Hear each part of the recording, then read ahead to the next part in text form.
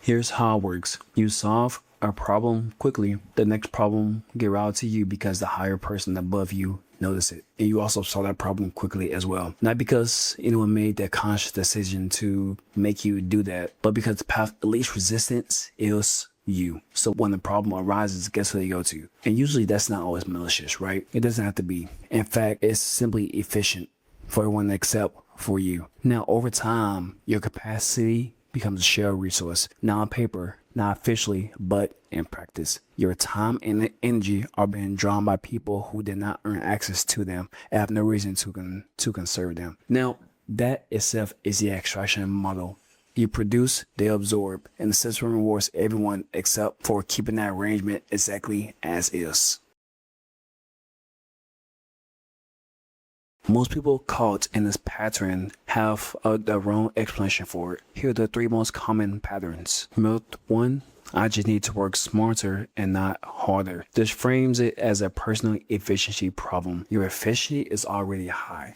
That is why you've been overworked in the first place. Working smarter does not change the fact that your output is being routed towards other people's priorities. That itself means that you are not efficient. You are just simply unprotected. Myth number 2, if I keep performing, it will fix itself. It's the most expensive belief most high performers can hold. That situation will not fix itself. There's no self-correcting mechanism in place that will ever fix that system. And the system that handles benefits from your overextension, you overworking yourself. Strong performance does not protect you. It earns you more demand from others to request you for what they need for you to do. Now think about what that means. Every time you see expectations given to you by others, you raise the floor for what is expected of you next. That's not a reward structure. That itself is a trap. Myth 3, speaking up will make it worse. This one is partially true, which is exactly what makes it dangerous. Speaking up without a plan will make things worse. Absolutely.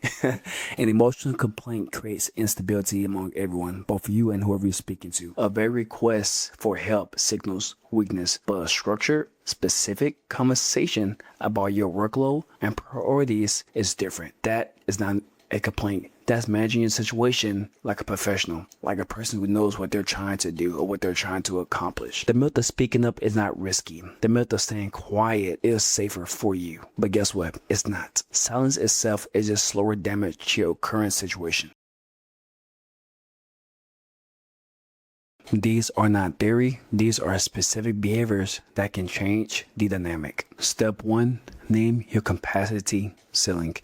Most people operate as if their capacity is unlimited because they never said otherwise. The first thing you have to do is make your ceiling visible. That does not require confrontation, it requires a conversation. What does that mean? Ask yourself, here's what I'm currently carrying. Here's what I can take on without the quality drop. Which of these are a priority? Now, the question does 2 things. 1, it puts a prioritization decision on the person who's assigned that work where it belongs and establishes that your time is finite and managed, not open-ended and available. Now, do this consistently and you stop being the path of least resistance. You become someone whose time requires a deliberate decision to access. Strategy 2, stop absorbing problems that will not hand it to you. High performers have a pattern. They see a problem, they fix it fast without being asked. This feels like initiative. In reality, it is unpaid labor that trains people around you to expect unpaid labor. Every time you absorb a problem within you that was not formally given to you, you are expanding the underscored scope of your role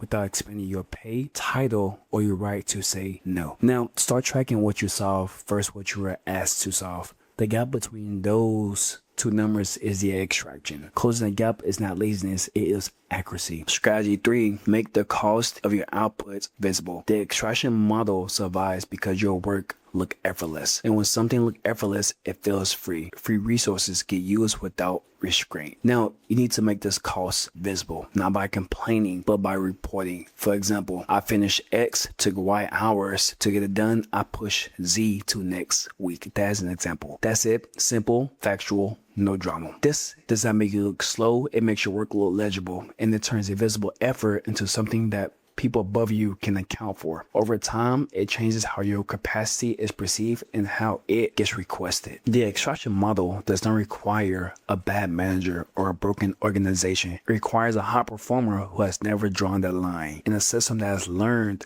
to operate right up until the edge of one. If you're exhausted, and the question is not what you need to do differently, the question is what you have been tolerating that you should not be tolerating. That is not a motivation problem. That is a clarity problem. And if you are somebody who runs emotion and logic and not sympathy or motivation, then this channel is for you. Subscribe and check out the next video whenever it comes out. See you soon.